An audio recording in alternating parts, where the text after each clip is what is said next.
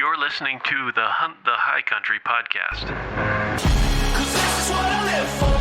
I never quit, no, no. This is what I live for. I take another swing, so I never miss, no, no. This is what I live for. It's time to kiss the ring, oh, I'm trying to get cold. 'Cause this is what I live for. This is what I live for. I never quit, no, no. This is what I live for. Hey, welcome back to the Hunt the High Country podcast. This is Brad Carter with AltitudeOutdoors.com. Hey, thanks for joining in. We're trying to bring you some more consistent content, so look for new podcasts about every 2 weeks. This one's one we've been looking forward to for a while. Our guest is Trent Williams. He hunts everything, but we're going to talk elk hunting today, deviate a little bit from our usual mule deer subject, so I hope you guys enjoy this one. One thing I wanted to start doing on these podcasts before we jump in with the guest is just a quick little 2-minute gear question. I get a lot of questions, people coming in the shop or sending me emails or messages on social media. And so I wanted to cover one really quick with you today. And if you guys like this segment, let me know, and we'll keep it coming. This time of year, we just got draw results from Wyoming and Idaho and Arizona, and hopefully you guys got lucky in the draw. I pulled an antelope tag in Wyoming, so I'm excited about that. Anyway, guys have their minds on the upcoming hunts as our falls start to shape up, and been getting quite a few questions coming in. But here's one that I picked to talk about this week. It says, "Hi Brad, I've been listening to your podcast. Keep them coming. I'm looking to get set up to stay on the mountain while hunting, and I'm looking at a new camp setup. What are you using, and what could you recommend that won't break the bank?" So, this is an interesting question because there is so many good options on the market, honestly. And so I'll go through a couple that I'm familiar with, and how much I think you should consider budgeting for this.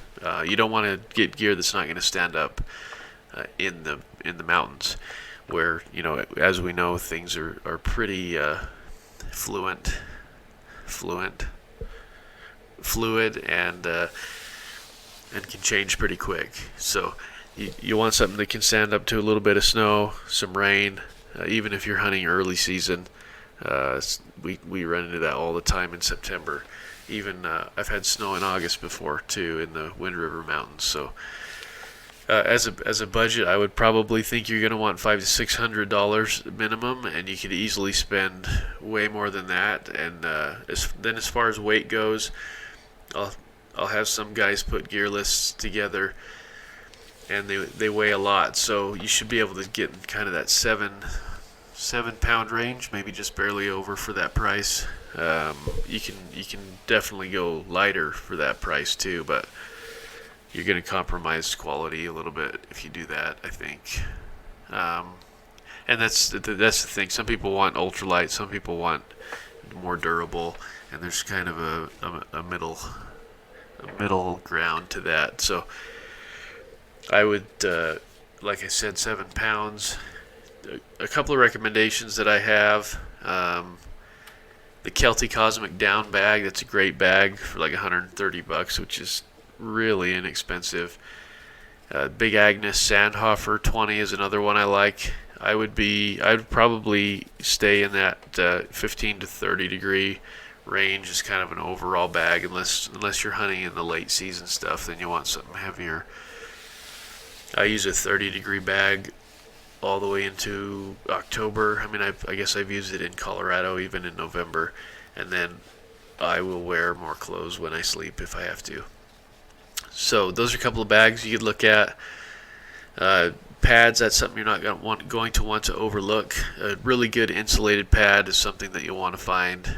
I use the Big Agnes Q-Core SLX. It's a $150 pad, so it's probably not a budget pad, but something like the Aircore Ultra from Big Agnes is pretty inexpensive. Climate makes some great pads. Sea to Summit as well. make some really great pads. So I would check those out. Find one that you like. Look for a R value of at least 3, 4 if you can. But look at the weight of them. You should be able to be about a pound, maybe up to 20 ounces in a lot of those. So as far as tents go, that's a tough one. $250. I mean, it's pretty easy to get pretty heavy quick on a tent, especially as you go into budget tents. Some guys like bivvies, things like that. I like something I can sit up in, at least. So I'd probably recommend I like the Fly Creek a lot from Big Agnes.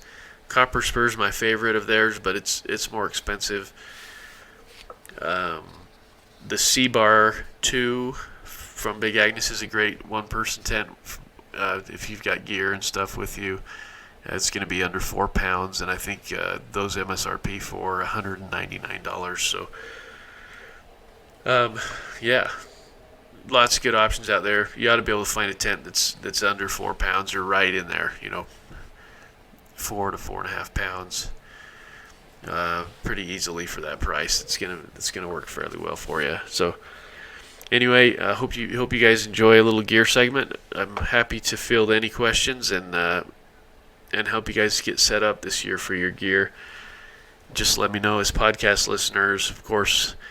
Just let me know that, and I'm happy to give you a great discount on anything we carry in our shop. So, that being said, let's jump into this podcast. This is one I was not able to sit down for, regrettably, but Billy takes over and talks with Trent about some great elk hunting stories, tactics, calling scenarios, and a couple of really fun stories about some big bulls that Trent's been able to take with his bow on over-the-counter and general units, and I guess some limited ones too. So Trent's got a lot of experience, a great outlook, and I think you guys will really enjoy this one. So thanks again for tuning in, and hope you like it. This is the Hunt the High Country podcast.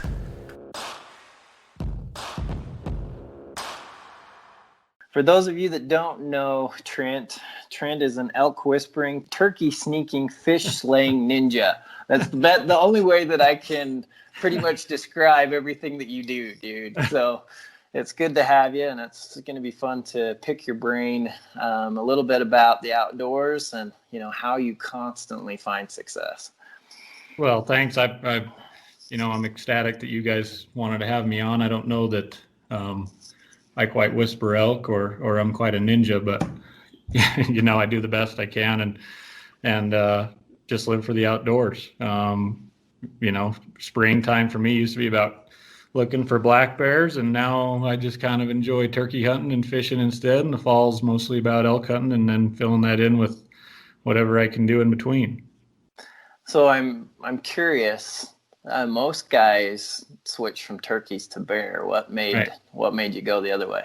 I don't know. I don't know if it's just the fact that being from Green River in Southwest Wyoming, there's not any turkeys around here. It was always something I wanted to do when I was growing up and didn't get to do. I think my dad took me for my 16th birthday to the Black Hills.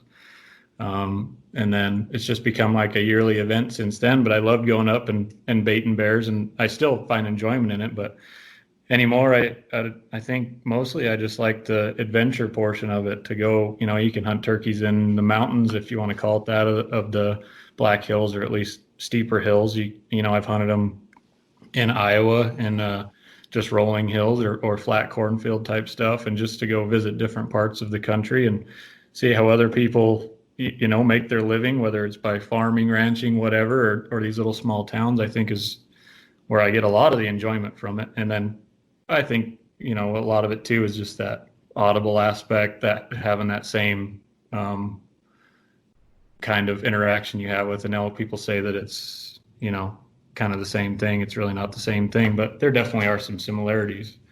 But I think just to wrap it all up, that just something different. It's something that everybody else kind of lives with across the country that we don't have in Western Wyoming really all that close. So it's a little bit more of an adventure for me.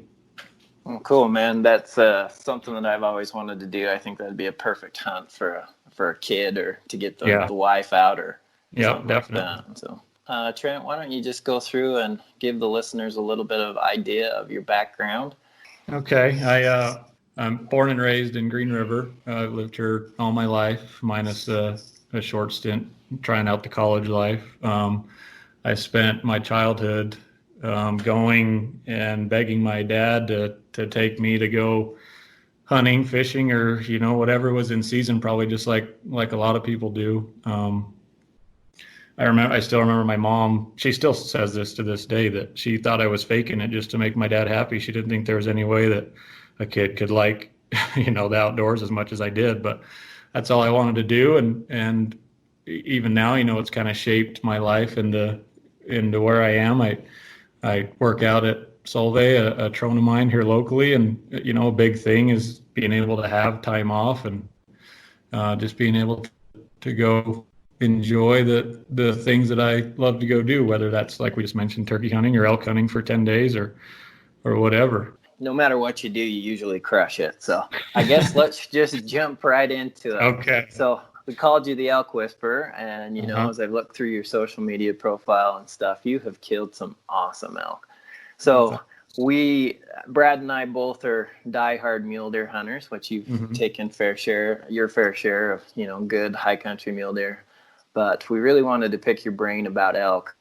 We haven't really done much with the elk podcast because honestly, I do archery elk hunt, but I've only actually killed one elk with a bow, mostly with a rifle. So we just kind of wanted to pick your brain about, some of the things that you're doing with calling elk and spot and stock, and just maybe hear some stories. So let's just start off. Why don't you just explain a little bit about what you do with calling strategies and how you've been successful on some of these bulls.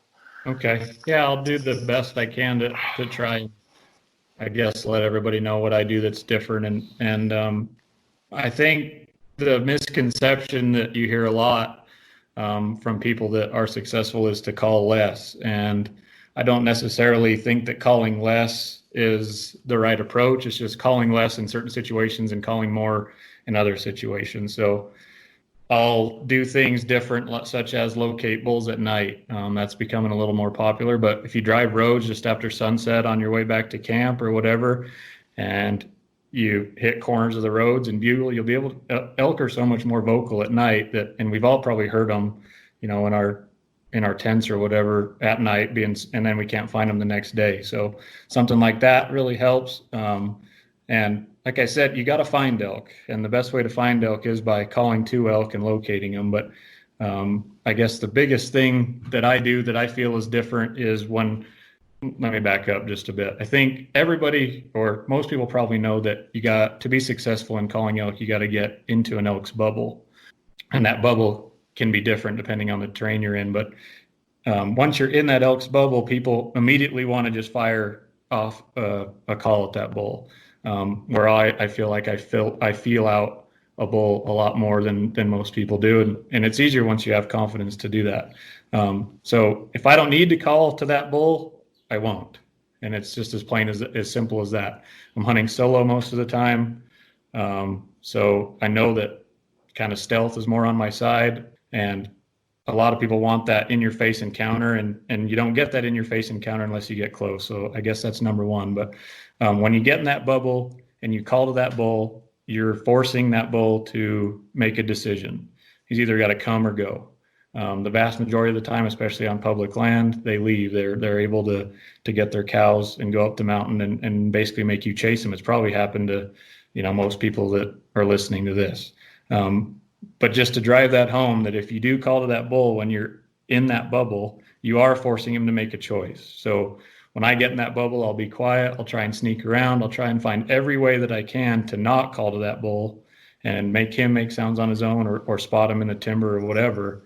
And I really believe that's probably just the main reason that I'm able to get close to these bulls. And then, there's a lot of things that can happen between you getting to that bubble and getting a shot off. But if you stay with it long enough, you're going to get that shot. And it's just about making that portion come together. So just to pick apart a little bit of your strategy from what you just said. So you're locating at night.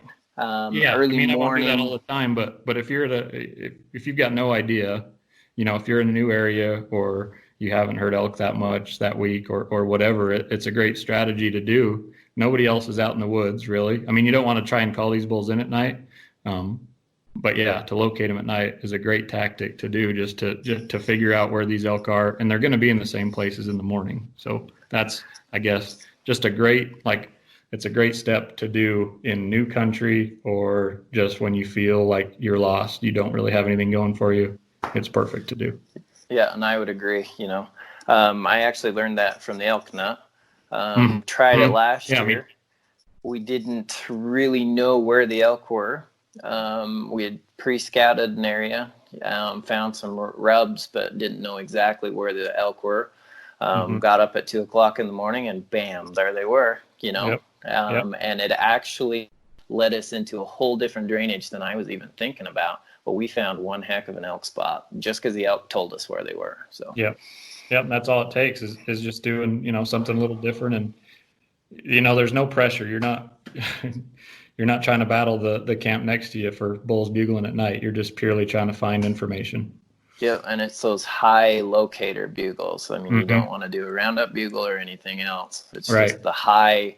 I mean, if your ears aren't ringing at that high note, it doesn't work terribly Yep. great. Yeah. And that's another thing that, I tell people is to listen to what the elk's saying. A lot of people don't know that. I guess they think a bugle's a bugle. A bugle is always a bugle, and they're not really in tune to listening to what that elk's trying to say. And once you start figuring out, like you're saying, to use a locator bugle, or to use bugles or cow calls in certain instances, it's truly a game changer. So after you locate a bull, are you just, even if you hear a bull, crack off right at dawn, are you calling with a locator bugle? But once you find him, why don't you just walk into specifically how you're getting close? Well, I guess just to start off with the same scenario, early in the morning, yeah, if I hear a bull bugle, I don't do anything else. And I've hunted with people that have, kind of got mad at me for not having that back and forth with these elk, but you don't need to. Once you figure out where he's at, I just go to him. Nothing's going to change besides that you have to cut the distance on that bull. If he's going to go up the mountain, down the mountain, whatever, it doesn't really matter if you're a half mile away, especially obviously with archery equipment. So cut the distance. I cut the distance immediately, and then if there's a spot where I can glass into there and find out where these elk are, I'll do that. If it's just a big timbered ridge and I feel like, well, now's the time to just bust in there and try and get in his bubble, I will. It's just about, getting as many of those close encounters as you can during September to finally be successful. Perfect. So why don't you just go into one of the stories? Tell us about one of those bulls that you actually called in. I guess my best story is a bull that I call King, and that's the bull I killed in 2017. And I think that everybody else that knew about him also called him King. It just kind of fit. It's a bull that was in Western Hunter magazine. And I actually hunted this bull 3 years before and had a lot of history with him. I had found him in a canyon not real far from a road, but just a deep canyon that nobody wanted to go into.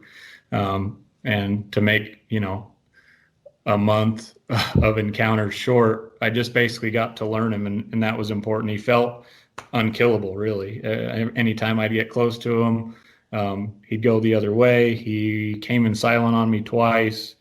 I ended up actually calling him into about 10 yards after his satellite bull bugled, and I was able to sneak in there just kind of, I guess, hoping. I feel like I knew it was that group of elk, but I wasn't for sure, but hoping it was him. Called him into 10 yards, and he busted out into a meadow, and I actually missed him.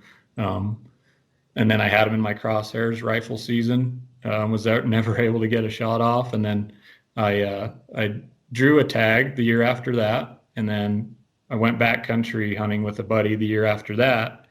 So now we're 3 years later. I go back into the same drainage, and he's the first bull that I hear bugling. I think he was on September 3rd, might have been September 6th, but I guess just knowing that, the way I called the bull in twice, it was completely different times, and he came in silently, but he was always pretty vocal. This is kind of what really concreted, my hunting style, that if I just get in that bubble and I can stay there, that sooner or later, good things are going to happen. But I ended up getting really close to him on that first time I seen him, on this now year 3. I got to within like 35 yards, I think.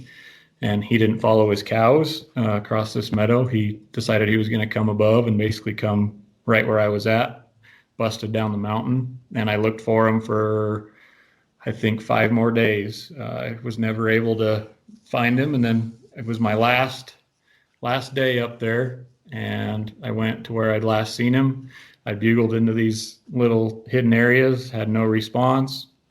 I was actually looking down the mountain at my truck and kind of just looking around, trying to see what, is this it, or am I going home, or is something going to crack off? And I remember as I'm having those thoughts, he bugles behind me right where I just came from and right where I thought he was.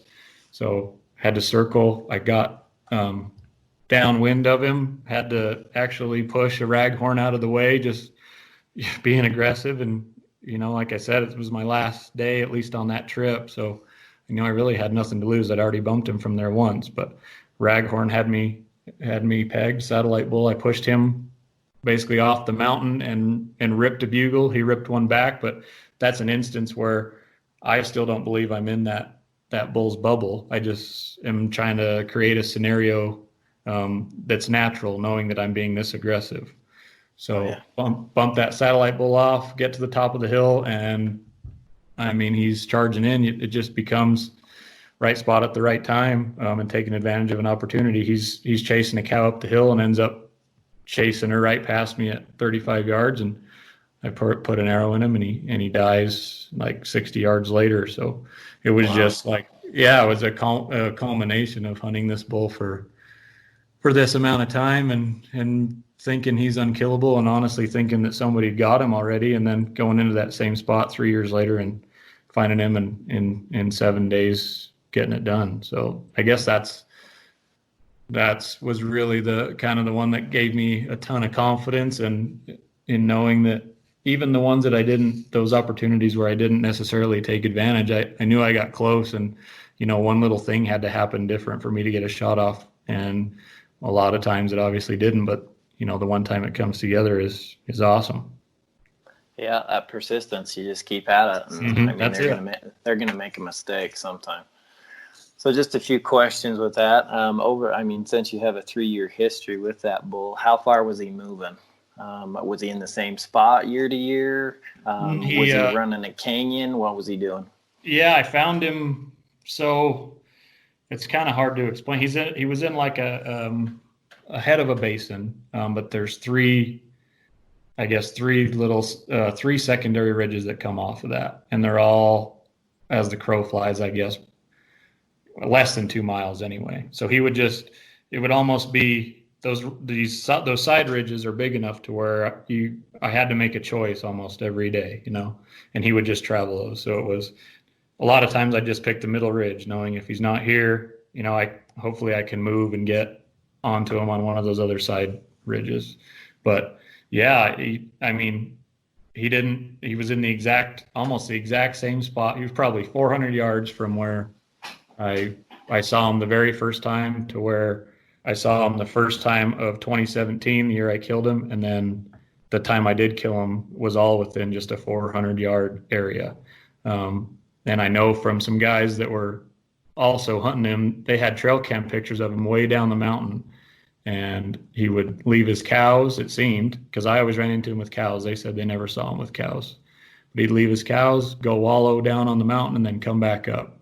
So he basically would he would live on these 3 ridges, and when he needed to go wallow, he would drop down, go hit the wallows, and then immediately come back up to his cows. But otherwise, yeah, he never left his little home range of probably 2 miles. He might have walked 10 miles a day, but he never left that spot.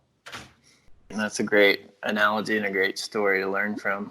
So as you're dogging these bulls, especially this one, I've had problems always, if you come in from behind. The wind's good usually, but usually those elk will never come back once they've been through an area. Yep. So how are you dogging these elk? I mean, obviously with this bull, you were pretty aggressive. I mean, are you coming in from the side? Just walk me through that scenario. Well, usually, I mean, wind is king. You're never gonna beat them without it. So like those days where I'm saying I'd have to pick a spot. If it's bright and early in the morning, all I'm doing is getting high so I can listen, and knowing that I'm going to have to drop elevation. I'm always coming from below them bright and early in the morning when your thermals are still coming downhill. Like you're saying, it's almost impossible to call them back, and all I'm trying to do is dog them to the top of the hill or top of the mountain, and then really just, I guess, adapt as I go. Whatever way the wind's blowing, I've got to circle that direction. But I just truly believe, like going back to what I hit on before, if you've got the wind right and you're not forcing that bull or that herd of elk to make a decision, you've got so much more time than you think. I mean, even in Western Wyoming, it seems like we're constantly dealing with those swirly winds, but I don't think they start up until, like 10, 11 o'clock usually. People getting impatient and working the wind right, and then immediately trying to bugle to a bull to either call them to where they want them to be or back down the mountain, and all that bull's going to do is push his cows, or lead cows going to take them farther, and a lot of times the party's over.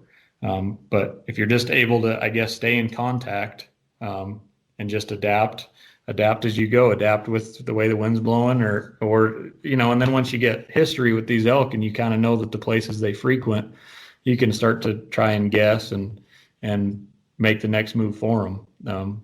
But otherwise, yeah, it's just adapting on the go and staying quiet, really. Just, sneaking through the woods, using woodsmanship and trying to guess their next move. And I guess kind of like we hit on before, everybody wants that in your face screaming match where a bull just comes in screaming. Well, if you spend, a couple hours a day in the morning with elk, you're going to get plenty of that. It might not be necessarily directed right towards you, but you're going to get that encounter that you're looking for. That, there's elk constantly making noise in the morning as they're moving. If you aren't hearing bugling and cow calling, you're hearing them move through the forest. So once you get in that bubble, as long as you don't spook them out, a million things can happen. The wind can swirl or whatever, but as long as you're staying in contact with those elk and kind of in his bubble to where you can make moves, sooner or later it's going to happen for you. Okay, just a few more questions. Once you get in that bubble and you need to call, what kind of calls are you using? Just depends on I guess the time of year and how I feel that bull's doing. So I called in a bull this last September that I missed. I hit a tree, but I called him into, I can't remember, I think 32 yards. But I had cow called from across the canyon, and he answered me. And you could tell that he was calling two cows. He was calling to me for me to come closer. So that's exactly what I did. I dropped down the mountain, but I stayed quiet, besides maybe, cracking a few sticks that I don't know if he could hear that or not. And I don't think that hurts a lot of times. It just helps with realism, So got to the other side of the mountain, got to where it was a lot more open than where I chase elk. A lot of times it was just like the edge of a quakey patch that dropped into some sagebrush. And so you get to a point where you can't go any farther, right? Where my tactic really of just dogging them doesn't work. So you're forced to either call these bulls to you or the game's over. So in that case, I started with cow calls. I got even with him to where I knew the wind was right. I got even with him on the mountain. Started with cow calls, and all he did was want to just keep calling me to him. He'd chuckle to me, wanting that cow to come in. And I can tell that, obviously, you're a hunter, you can't run in. So that's when I just did my own high-pitched bugle, acting, and pointed it behind me, acting like I'm another bull that came in trying to call these same cows to him.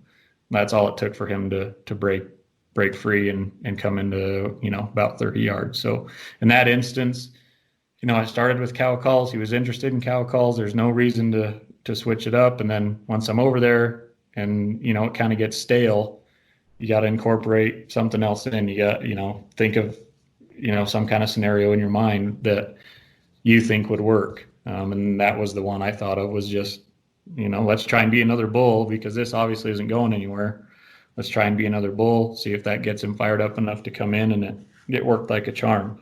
Other times I've, got right in on bulls. I've bugled to them. They've kind of warned me or to stay back, and, I get right in there, challenge bugle to them, and that works sometimes, but I guess maybe it's just my experience, but a lot of times for me, those bulls have enough time that when they hear another bull coming, which is they'll take their cows and go. But that's another way that I have called in bulls in the past, is if the mood's right, they've got a bunch of cows and you bugled to get location from them, and then you run in there. I mean, there's really the only other move is to challenge him or try and call his cows away and fire him up. That's actually one of the things that I've learned, that we really had a lot of success with last year, getting those bulls in, is getting tight, with cow calls, and then actually doing what, Joel Turner and Elknut call a bull calling cows bugle, and trying to call those cows away, because sometimes that bull, most of the time that bull, when you're in his living room, he's got to make a decision. Yep. And especially if you're calling those cows, we had some really close encounters. So that's a really good tactic.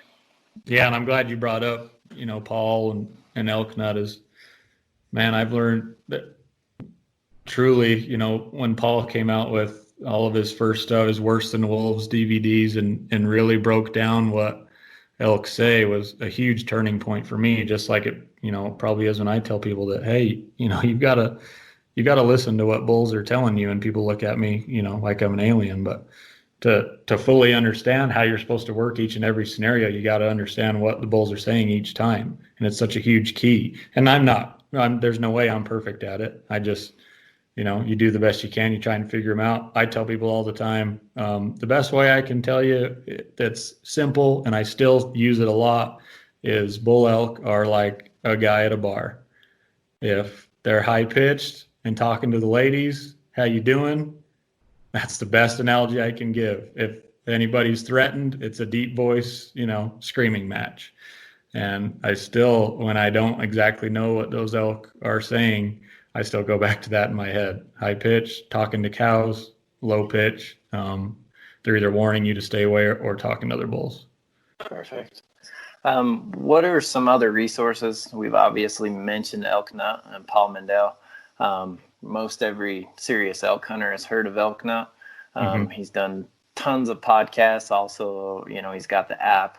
What are some other resources that you've learned to kind of learn what the elk are saying and what specific calls? Because it's just not calling; it's using the right call at the right time. Yeah, it's using the right call at the right time, and then just listening and being able to even just know what's going on there from afar. Just hearing that bull bugle, if he's got cows, and that changes the game completely.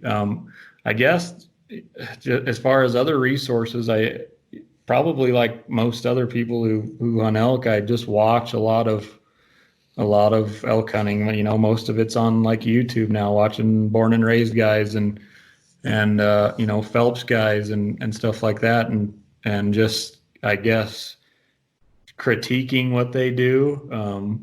Maybe that's not the right word, but putting myself in the same scenario and seeing if I would have done anything different, and how, maybe seeing if they do the same thing, a different thing, whatever.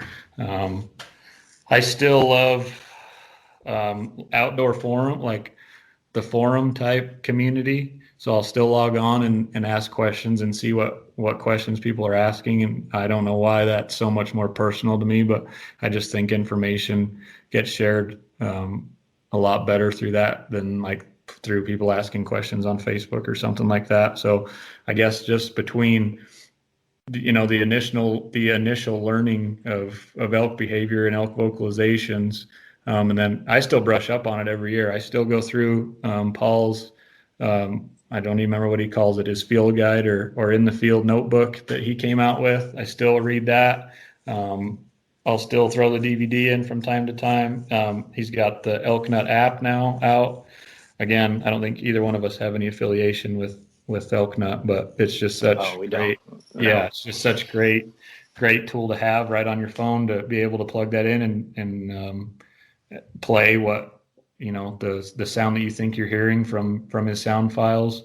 And then, just watching and learning as much as you can during the off season or even during on season from these other guys and just seeing how people work it. And then a great tool, like, we've been talking about learning elk stuff, that's a great time too to listen to what elk are saying, where you don't have that pressure on you or that excitement, is when you're watching, these hunts on YouTube or whatever. Really just kind of tune in and really pay attention to what these elk are trying to say and see if what you think is actually what plays out. Perfect. Just another couple things. Again, I'm a newbie, still learning. Just as you were describing that, that described me a few years ago. Just, I hear a bull bugle, I just have to get a sound back to him. And it wasn't necessarily just the right sound. It was, I just felt like I needed to say something, Yep. And a lot of times, those bulls would know something's up because I wasn't saying the right thing, and they just take those cows and leave. Last year, as we dove into some of these resources, that there's a lot out there. And again, just as you said, we have no affiliation, but it's worked for us. Another good resource that I've used personally is the Elk 101 course from Corey Jacobson. That's really breaks it down. There's so many good elk callers, and I think, really that's how I learned how to hunt a big high country mule deer, is just look at people that are successful and try to figure it out. Another thing that I've done is I've actually just taken my phone, and when I get into a calling match, I'll actually record it. That's a great idea too. Just record it, even just stick it in my pocket and leave it alone. Because then I can hear my calls as well as that bull's calls, and then I can critique myself after.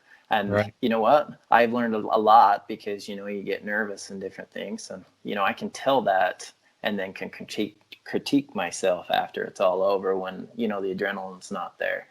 I've done the same thing with Elk Nut app, pull it out and use it right there on a bull. So I've done the same thing. I not exactly sure what that sound even was. And so I'll pull it out and try and get my best guess. And the Elk 101 course is something that I have never heard anybody saying that it's a waste of time. I think there's so much information there you're going to get from it, what you put in. It's something that I haven't done personally, but I would have no problem doing it. You're never too good to learn from any of those guys. Corey if you've listened to Corey call anywhere, he's the best.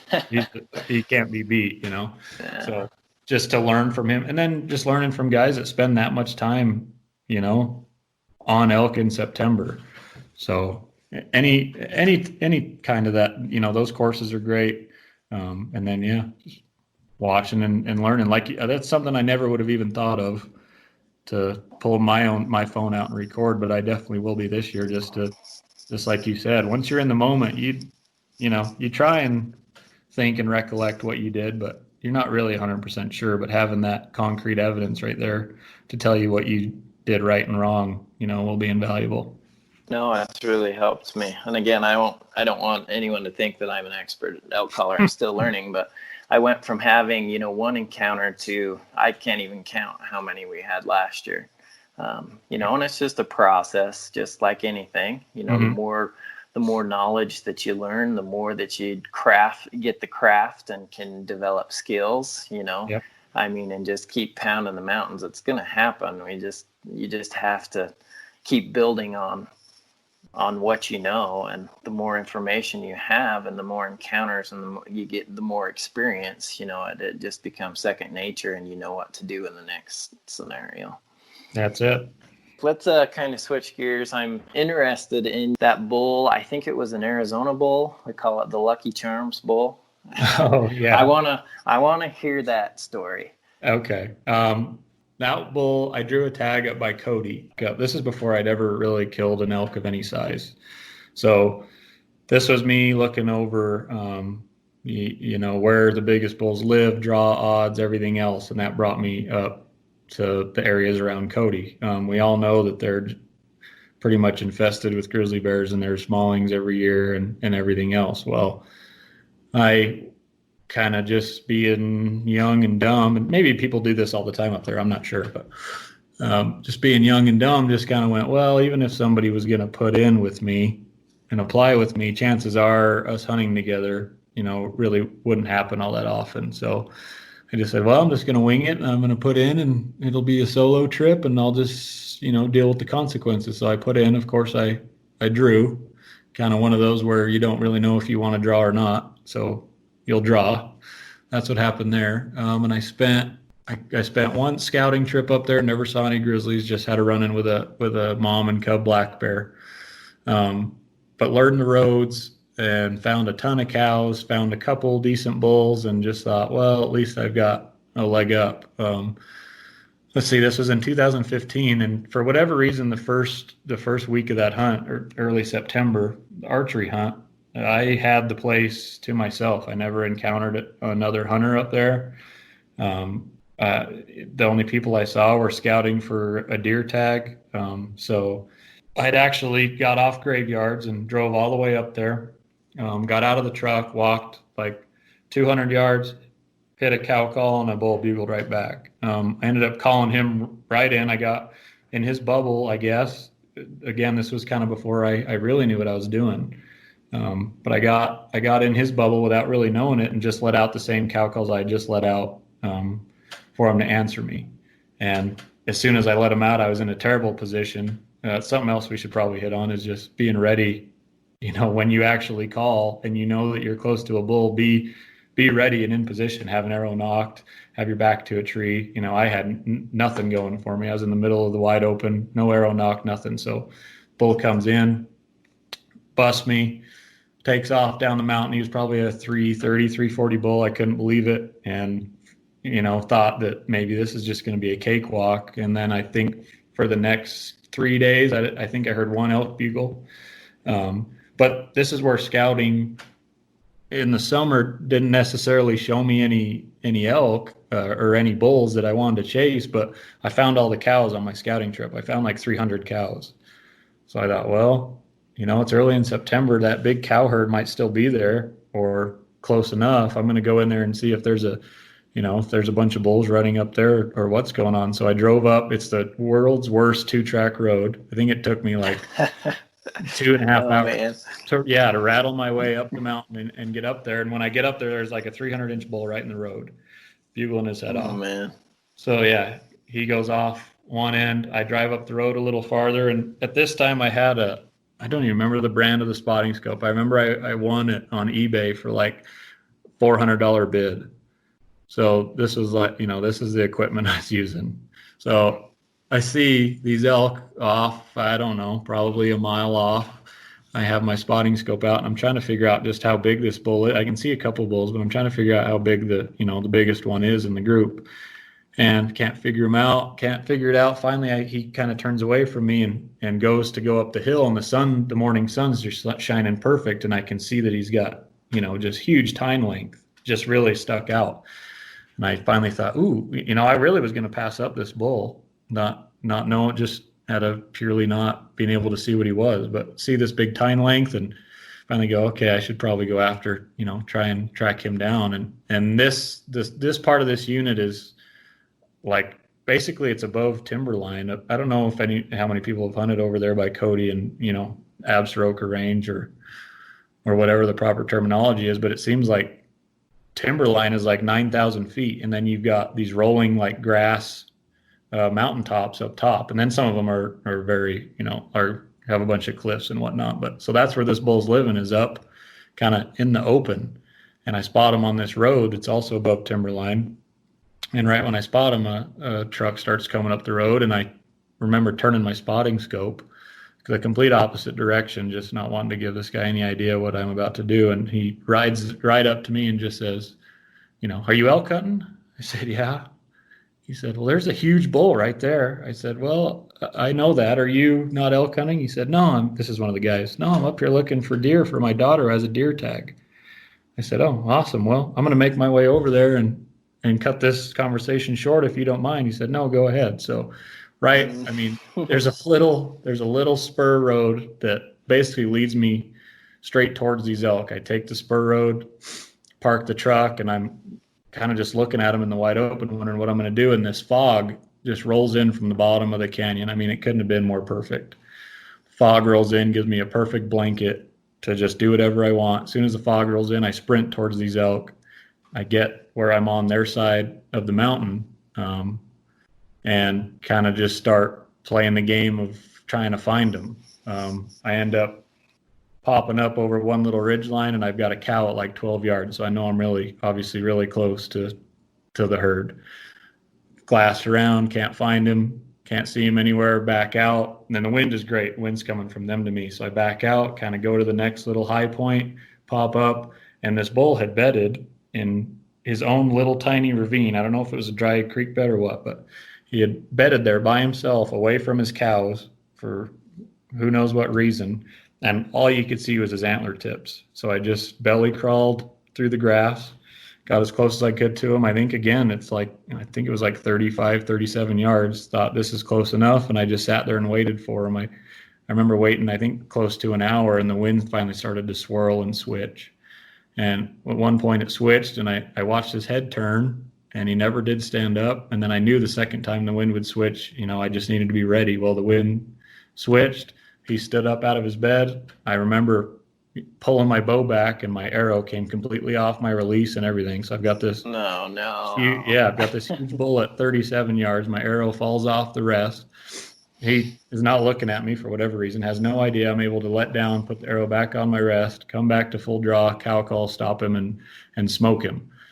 So watch him run out. Like I said, it's wide open. Watch him run probably 80, 120 yards, tip over dead, get up to this bull, and really have no idea what I've killed. And I'm thinking, I don't know. I'm going back and forth between, is he 320? Is he 350? I really have no idea. He's got huge tine length, and the next day I packed part of him out that day. Next day I go back in again. I'm solo. I pack the rest of him out in this grizzly infested place, supposedly, pack the rest of them out. And then the Lucky Charms thing that you're reading about, I get back to camp that morning, and I sit down, and I'm just going to go, I'm just going to eat my bowl of cereal, and I'm just waiting for it to get late enough to head home. It was like 80 degrees down at camp because it's only September 5th or something like that. So I'm sitting there and eating my Lucky Charms, and I just started kind of laughing to myself for no apparent reason. Laughing, just, looking back on it now, laughing that I drew the tag, that, I had no real idea what I was doing elk hunting. I thought I did, but I really didn't. I have no idea how big this bull is. And, I survived 5 days up there by myself trying to match wits with these elk and then kill this one. And for whatever reason, it was just a funny moment I had by myself on the mountain. And I snapped a picture of that. And that's just one of those memories and one of those pictures you look back on, and I can put myself right back to that place laughing about really nothing, just laughing about what all had happened and being able to pull it off. So that's awesome. Seems like there's always a little luck, but yeah, definitely. Definitely the Lucky Charms, I think. With the yeah. Well, yeah, that's the other. I now have Lucky Charms every time I go elk hunting in September. So you eat them in the morning, or you just keep them in your truck, or what's the deal with that? Usually in the morning, I usually don't eat breakfast. I'll usually have like a cup of coffee and then head out, and then I'll have, a snack or something on the mountain, mid-morning. And then usually it's when I come back to the truck. If I happen to come back mid-morning, noon or whatever, then I'll have my bowl of Lucky Charms. And I guess then all is right in the world once I've got that out of the way for the day. So pretty much you're telling me I just need to go get some Lucky Charms and I can be an elk killer like you. Yeah, it definitely doesn't hurt. You need all the luck you can get. You might as well. Perfect. So we reached out to some people on social media just to see if they had any questions for the ninja here. We did have one guy that responded and was wondering about handling heavy loads and getting elk out to the truck by yourself. Will you just kind of explain your process and kind of what you do, especially since you're solo? And these elk are big animals, and it's hard to get them out. My brother and I actually killed 2 bulls with our rifles, and growing up on horses, we've always had horses to get these animals out. Mm-hmm. And even on a horse, it's a lot of work. It was the first really elk that I had an experience packing out. And I can honestly tell you, a deer really, I mean, they're not fun, but elk are terrible, and it was not very fun. So why don't you just go into getting these very, very big animals out, especially when you're solo? The very first thing I do, you got to sit back and enjoy it, because it's going to be, usually in my case, it's 2 days of pain, 2 days of pure pain. So I'll sit down, enjoy it, take a bunch of pictures, do whatever I feel I want to do for, probably, I don't know, it feels like a long time, but it's probably only a half hour. And then start getting to work. You got to, a lot of times, it's early September. September just at any time can turn hot on you. And you're, like you said, you're trying to break down these huge animals by yourself. So you're looking at this, basically something the size of a horse laying on the ground. And to a lot of people, that's very intimidating. To just walk you through how I do it, just, start on one side. Usually, vast majority of the time, I'll bone everything out. And a lot of people don't even sometimes know the beginning of that. Look, the first, few times I did it, I had no idea what I was doing either. But when you get back to your house, you're going to take them off the bone however you feel like anyway. You do the exact same thing when you're on the mountain. So lay them on their side and just work on that one side first. I'll always take off at least the front shoulder very first. Take the front shoulder off. I've done it both times to where I've boned them out, like with that front shoulder staying attached. You can just start boning out, taking pieces of meat off with that leg staying there. It keeps it, honestly, probably a little more clean. But then you got to lop it off anyway to get that meat on the backside. So start with that front shoulder to expose everything on your back strap so you can get all that meat as well. People have started, with the back strap, the easiest one, and then they'll cut it short. And there's meat that's left behind that was hidden by that shoulder blade and you didn't really know about it. This is the best way to make sure that you're going to get as much meat as you possibly can. So start with the front shoulder. That one, honestly, is pretty easy to bone out. If you've ever looked at them, there's a ridge that goes right down the shoulder blade. I cut on both sides and cut my way down, basically butterfly it off the front.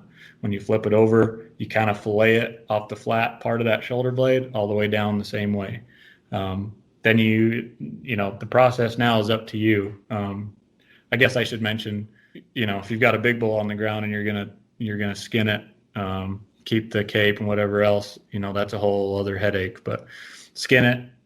I always start just on the back, make your first cut all the way down from. If you want to do it from the middle of the horns, if it's going to be a shoulder mount, you can do that all the way down the backbone right to the tail, and then you're able to kind of open everything up. Skin from there, then head to your front shoulder. Do all the stuff I mentioned. After the front shoulder, it's your choice to either, you can cut the back strap and stuff off right there. You can get your rib meat, whatever you need. You can get your neck meat. The choice is yours. Once that front shoulder's off, everything is just kind of at your pleasure to do whatever you want. The hind quarter is tough. It's heavy. There's no good way about it. Most of the time now, I've been keeping it attached and taking just cuts of meat off. When you look at that hind quarter, you can see the different muscle groups that makes up your steaks. I'm not good enough to tell you, which ones are which cuts are which. But I'll just look at those muscle groups and try my best to take the meat off with those muscle groups. It just makes it so much easier than cutting that hind quarter off and then wrestling with it, trying to keep it clean and all the hassles that go with it. And then honestly, from there, I guess I should mention, you can get in underneath. Once you have the quarters off, the back strap off, you can feel right behind the rib cage. You can get your fingers in there and get the tenderloin out. There's been a couple videos and stuff made on that. I know Born and Raised did one last year. You can get your fingers in there, you can cut your way in, and you can get that tenderloin out without ever gutting the animal or messing with it. And then, so once you've got that whole side, I usually take another, pretty good break. That'll take you, an hour and a half probably when you're by yourself to get that first side. And then from there, the hardest part, like I ran into on King, was I couldn't physically roll him over. His leg on the opposite side, both legs had, been rigor mortis and been just stayed straight, and I couldn't figure out a way to flip him over. I couldn't flip him over, grabbing his legs and going over his back, because he was against a tree, and I couldn't go the other way. So I ended up having to kind of bone out the inside of those legs that were on the ground. But once you get that first side accomplished, you're halfway there. You can take a deep breath. Everything's going to be all right as long as you have plenty of game bags, a place to store them that's cool. You get that first side done with, roll them over, work on the next side, get everything, like I said, get everything off the ground, cool them the best you can, and I guess take another break, because it's just going to be nothing but pack out from there. I usually break it into 2 days. On King, I shot him at night and worked until 2 a.m. I don't remember. I think I put an arrow in him at like 6:30, worked until 2 a.m. and then was back up at 7 o'clock getting everything off the mountain because I knew it was going to be hot. But usually, like I mentioned, if you kill a bull solo for any distance from the road, you are signing up for just 2 days of the responsibilities of being what an elk hunter is. To add to what you were doing, I've done it both ways. We used to just actually do the guts out and then split them. We haven't done that for quite a few years, even with the horses. One thing that I found is, especially when it's hot, even when it's not, that hair is so thick on an elk that you've got to get it off. I've noticed a huge difference just in the meat quality from the moment that elk hits the ground to just get that hair off and get that meat cooling. So that's one thing that we started doing. And just like you said, there's a lot of good resources out there for guys that haven't ever done the gutless method. Sometimes they call it Indian quartering as well. The only difference that I do from what you do is we do pull the quarters. I guess if you're backpacking, are you taking, because it's not really mattering to you how, the weight distribution. Are you just taking as much meat as you can carry? Or are you doing, a quarter at a time? What are you doing? Yeah, on a small bull, a smaller bull, I can usually get, like, I've done it in 2 trips. So I just do as much as I possibly can, but I still try and keep it somewhat even. If I'm going to be, real technical about it, I'll honestly try and be a little heavier on the first load so that I know mentally the second load is lighter. And I'll do that anyway. Even if it's going to take me a bunch of trips, I'll do the same thing, just knowing that it's going to get easier as you go. If you take a first load that's light, just mentally, you're just kind of already drained after that first one, and it's only going to get worse. It really doesn't help with where you need to be mentally. But yeah, I'll just not needing to keep everything even. I'll usually keep everything separate in game bags just so I know when I get home what is what. Usually I have 5 or 6 game bags, so I'll put quarters in each one, and then like loose meat in another one, back straps and loins in one, and then loose meat, I guess, in the other one, neck meat, rib meat, whatever. And that's about as technical as I get with it. And then from there, it's just, whatever I feel like I can fit in my bag that first trip is just pretty much how I roll. Perfect. Just so the guys know, if you're using pack stock, you have to keep just so the saddles don't turn, the weight has to be the same. So the only difference that we're doing, we actually do pull the quarters, but usually, I either have my dad or my brothers with me. Getting an elk, especially that hind quarter off by yourself, it's going to be rough. Yeah. But then we just usually hang it up, on the horse. If we've got the horses, we just put it on. But, if we're backpacking, you can lose 30 pounds plus easy with those bones if you just take the bones off. So then we'll just, hang it in a tree, and then it gives a pretty good, right as soon as it comes off the animal, as you were talking about, kind of skinning that hide. If you keep the hide off, kind of keep it on the ground, it gives you a pretty clean, basically a tarp to work from, because the underside of that is clean. So once you pull that meat off, we just never let it touch the ground. It goes straight into a tree, hanging up. and then we'll bone it from there. But it sounds like we do pretty much the same thing that you Yeah, did. pretty similar. And I kind of jumped around getting right into how I do it without talking about skinning it back. But yeah, like you were saying, getting that hide off is so important. And just starting, my very first cut every single time is from somewhere in the neck area straight to the tail. Once you get there, you can do it however you want. You can peel that back. You can go up the back legs. You can do it a million different ways to get that hide off. And then the only other thing that I would add is I always have a bunch of garbage bags. And a lot of people, you don't necessarily want to put meat in garbage bags if you got to haul anything, any type of distance. But if you need to, I've submerged them in creeks before, put them in the garbage bags and put them in creeks. And then also just having the garbage bags, they've got a million different uses, but is the same thing like as using a tarp. So I've cut one apart or cut three apart one time and just taped them all together and had myself, a nice clean table and done it that way too. But anymore, it's just easier if I'm just skipping a step and skipping, a little bit more of that, of breaking my back than taking those quarters off and then wrestling with them. If I can just get the majority of that meat off before I ever lop those quarters off, then I feel a whole lot better about my choices after that. No, and I totally agree. That's a great point that I've never thought about. If you're solo, I mean, even that energy conservation, that takes a lot to get those quarters off. If you're just cutting meat, that saves your energy. You got a lot of work to do, even if you do have a buddy with an elk. The only other tip that I would give is I learned, I don't know, a few years ago, I used to usually always start, at the top, especially if you're caping an animal. If you start right between the horns, the hair is just, you don't have to go against the hair. So, it opens up like a zipper if you go from the horns back to the tail like you're talking about. If you start and try to go either mid-body up, a lot of times those cuts aren't straight and the taxidermist has a hard time.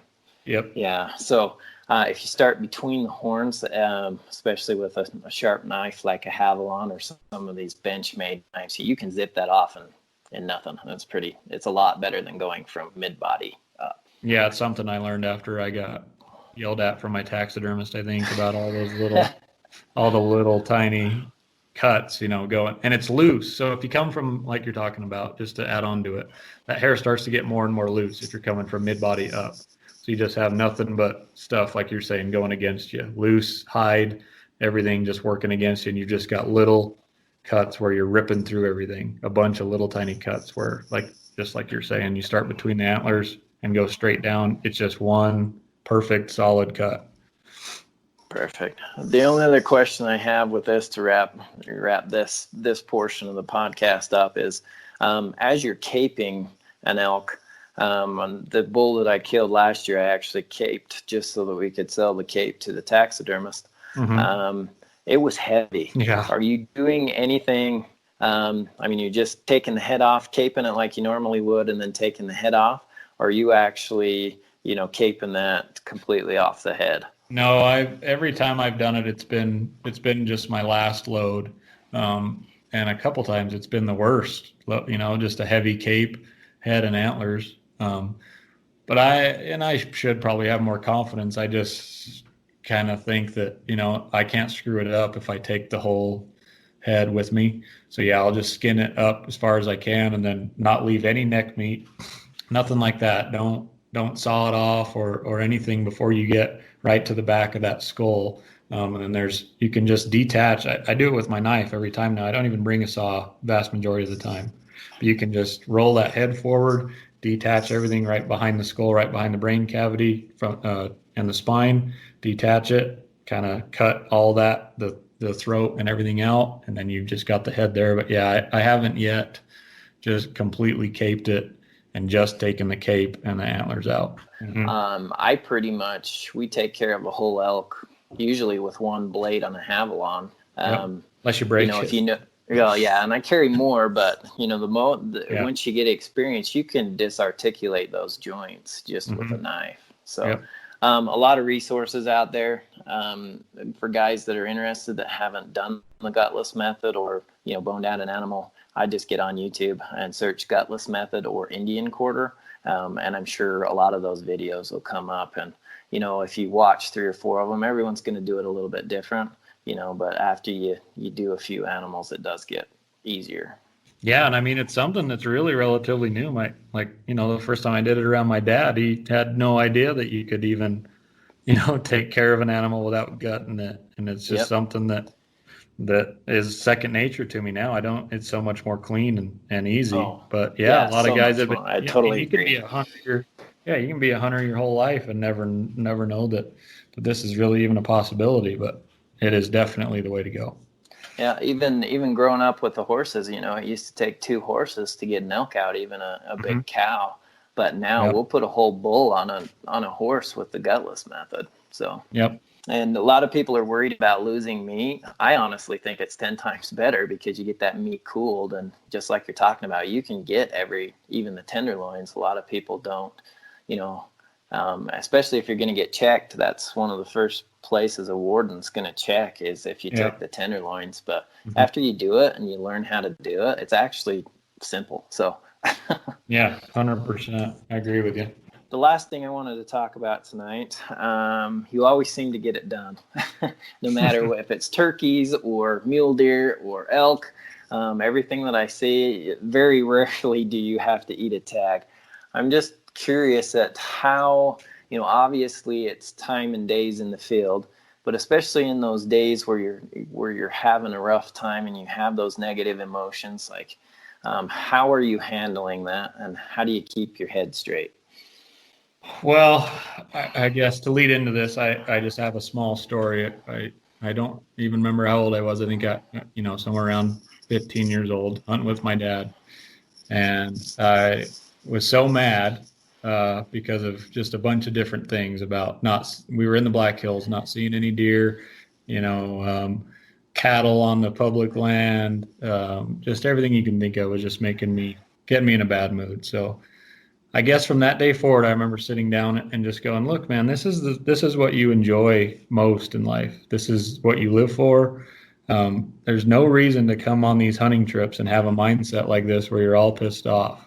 And I'll still kind of go back to that day and just relive, why I'm doing what I'm doing. And I guess that taught me a huge lesson after that. And now I guess I'm lucky in that I just remind myself when I need to, but I'm lucky enough that I love it so much that I really don't ever fall into a negative mindset. I know I have the confidence to know that things are going to turn around. You might have 3 days you didn't get into any elk, but it's no reason to pack your stuff up and get angry and go home. Dave, it's only going to get better as September continues. So only thing I really ever know how to do is work harder and find a new place and go enjoy myself in another drainage or something else where I know I'm going to have fun. And if I need to change scenery, I'll do that. But just being able to just reflect and go, hey, this is what you love to do. There's no sense in getting negative about anything. Like I said, the confidence that it's going to eventually happen really helps. The confidence in knowing that this isn't the end and everything, everything's, you're going to get an opportunity in an elk. It's just a matter of time, and everything else keeps me in that mindset as well. So Perfect. And I found the same thing as I reflect back, of the many memories and stuff that I've made in the outdoors. It almost seems like it builds on each other. You have that experience. You just have to have that one time where you just grind it out and you have that success. And then it's almost like, when you just start feeling those emotions and different things, and it's just like, last year I had the same thing. And, day 5, day 6, I was able to find a great big buck or whatever, and sometimes, this is the outdoors. It's not cut and dry. Sometimes you don't get those opportunities. But, at the end of the season, when you hang up all your gear, you're going to think about it all year long. And, I've had those times where I've given up. But I've also had those times when I've pushed through, and, if you can build on, have those experiences, it's a lot easier to just keep grinding. Then if it doesn't happen, it doesn't happen, but at least you gave it all. And, then you can just start planning and become better for the next season. Yeah. But I'd done it just like you did, gave up early on a hunt when I was younger. And it seems like the right thing to do at the time. You miss being home, or you feel guilty because you have other responsibilities you could be doing, and it's really just not working out, where you're at. And the very first thing that you think about, or at least me, when you get back to town and start doing all those things that you were thinking about on the mountain, is getting back up there. So to just kind of stay in that same mindset of this is what I waited all year for, and just enjoy your time up here is just so important. And then I guess the only other thing that I have to hit on it is just having a sense for adventure. I've had days that I've gone and done some really dumb stuff as far as hunting is concerned, but I just wanted to see what that looked like, and if you're in that slow move, or that slow time, you've got that opportunity to just go check out some new country for no other good reason than to go see what's over there.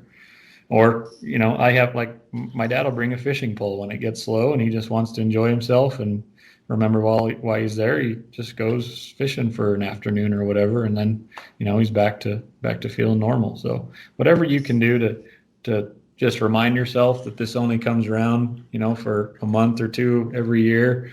And this is what you waited for, and to not give in, or just not even get angry about it. Just enjoy your time. That's really the only kind of tip I can give. And I've also found, in those grinds when it's just terrible and you just hate it and it's hard and the anxiety's coming, being a part of it, Mm-hmm. It's those times that I actually love. Yep. And when I get back, you're dead. It may take you a day to recover, but you always do recover. And guess what? You're better for it. And so, those grinds, that's where, those are the hunts that you remember.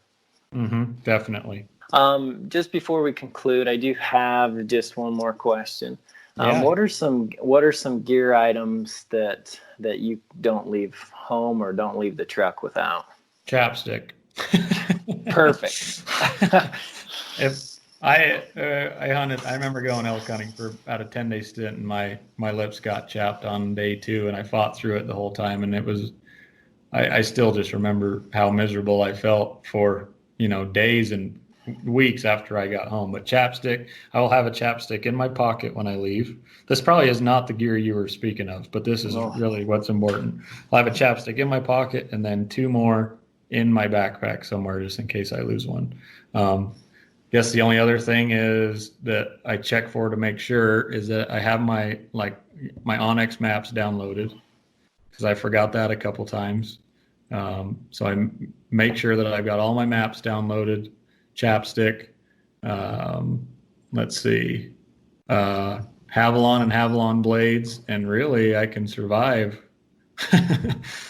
a long time just having, my basic stuff. I don't think I have any kind of gear item that I can't live without. Perfect. That's just what I want to. I've actually, just speaking of chapstick, I've even gone up there, got sitting on a high peak for days, trying to find a buck in the sun. Mm-hmm. The only place I could glass from was that peak. Yep. And, I got sunburned on my hands, and my hands actually were sunburned and my knuckles started to split. I am so glad I had some chapstick to take care of that, because that wasn't any fun. Yeah, it's got a lot of uses when you really need it. Well, perfect, my friend. This has been very educational for me. It's good to finally corner you and actually get to talk to you. You pretty much killed it and gave me a lot to think about. So we really appreciate you coming on the podcast. You bet. Thanks for having me on. Yeah, you bet. Anything else you'd like to leave the listeners with before we conclude this thing?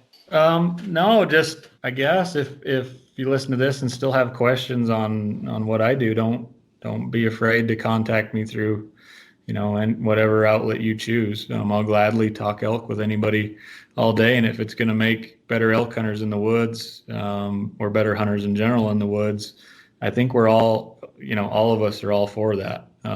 People working together, or people kind of having a similar mindset on things that need to be done, rather than, people who don't know what they're doing or trying to figure it out. And if I can help shorten that learning curve a little bit, I definitely will help you out. Perfect. Well, why don't you go ahead and let us know your I know you're on Facebook and Instagram. Why don't you just let us know how people can get a hold of you? Oh, sure. Yeah, you can reach me on Facebook. You just search Trent Williams Outdoors. That'll take you there. And then my Instagram handle is T Williams, just the letter T, last name Williams, and then WY at the end, and you'll find me. Well, perfect, man. This has been very enjoyable. One thing I haven't said is Trent also slays monster ice fish. And we didn't even talk about the fishing. We didn't talk about the high country mule deer. So we'll definitely have to have you on again and pick your brain about some of these other things. All right. Thanks, buddy. You're listening to the Hunt the High Country podcast.